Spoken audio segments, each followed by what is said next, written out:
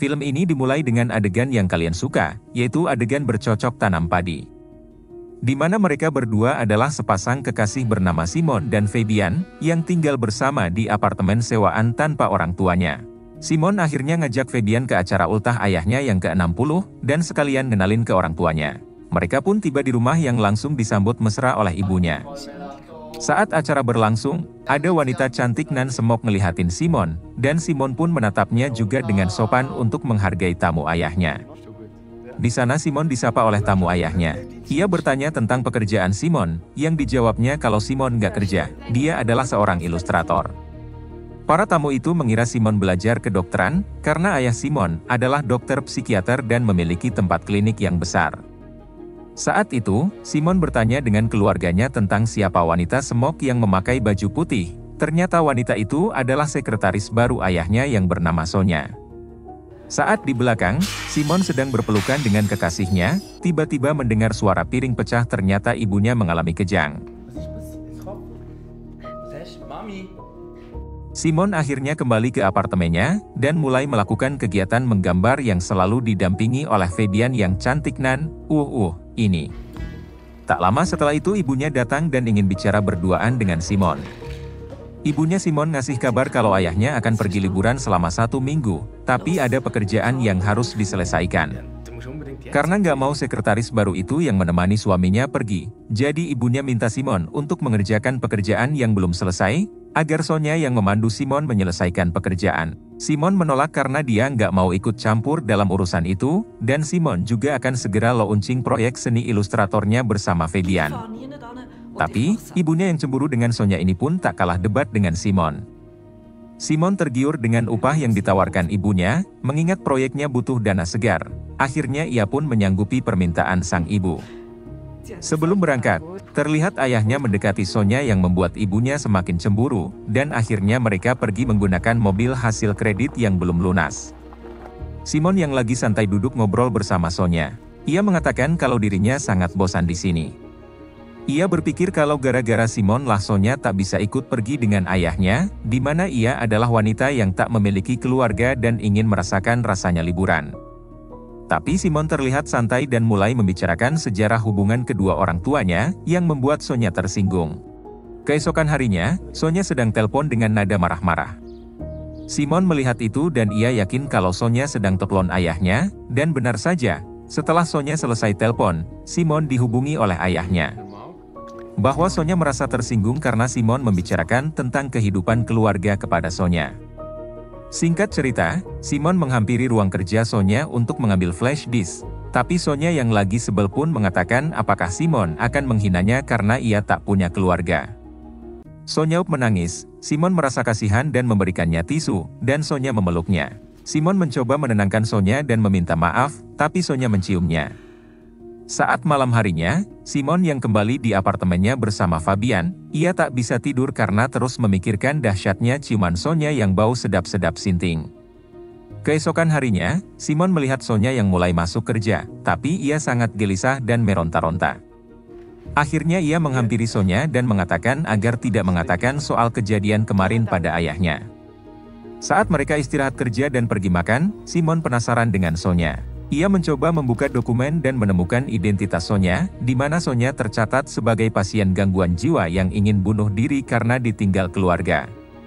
Karena ayahnya dokter jiwa, jadi dia tahu cara menangani Sonya dengan cara menjadikan sekretaris layaknya keluarga. Tiba-tiba, Simon dapat kiriman bunga yang memiliki pesan terima kasih atas cintanya. Simon yang merasa wih-wih ini pun membuang bunga itu di tai kebo. Tak lama setelah itu saat Simon bersepeda ia melihat Fabian yang lagi ngopi bersama pria lain dan itu membuatnya cemburu. Di ruang kerjanya, Simon secara nggak sengaja mendengar percakapan telepon antara Sonya dan ayahnya, yang ternyata membahas hal buruk tentang Simon. Tapi itu segera diketahui oleh Sonya, saking kesalnya Simon sengaja membocorkan informasi kesehatan mental Sonya, dan akhirnya Simon kembali ke proyek seninya. Di sana Simon berantem sama Fabian tentang kejadian ngopi sama pria lain. Ia berpikir Fabian mulai berbeda dan menganggap begitu cepat menemukan pengganti lain. Yang membuat kejutan, Fabian justru mempersilahkan Simon jika ingin pergi. Dan ia tak butuh Simon lagi tentang proyeknya karena pria itu lebih bagus daripadanya. Simon pun pergi, naik kereta, emosi, sinting, daan. Ya. Dia ngamuk. Setelah kembali ke kantor, Simon melihat Sonya yang sedang mencari sesuatu, ternyata ia penasaran dengan data diagnosis kesehatannya dan memaksa Simon untuk menunjukkan data itu. Simon menyuruhnya keluar dan memberikan data itu ke Sonya. Setelah melihat data itu, Simon menghampiri Sonya untuk mengembalikannya. Tapi tiba-tiba Sonya langsung menciumnya, tapi Simon mulai menikmati rujak Sonya kali ini. Sonya akhirnya ngajakin Simon ke ruangan lain biar nggak ketahuan. Karena Simon baru putus sama pacarnya, dia pun tak kuasa menolak bisikan iblis itu sampai ketakutan melihat orang-orang. Saat itu, mereka bercocok tanam di kamar ayahnya. Ini kalau nonton fullnya kalian bisa terkena asupan pengenceritan berkala. Stop. Setelah selesai menanamkan benih-benih surga, Simon merasa plong dan naik sepeda dengan senyuman segar yang dihembuskan oleh angin-angin neraka. Malam harinya Simon bertemu Fabian untuk menyelesaikan problemnya, tapi sepertinya hubungan mereka sudah tak bisa diselamatkan lagi. Simon sangat sedih dan melihat postingan Fabian tentang proyek seninya, tapi tiba-tiba Sonya chatting dan menyuruh Simon mampir ke rumahnya. Tanpa pikir panjang dia pun segera OTW pakai sepeda ontelnya.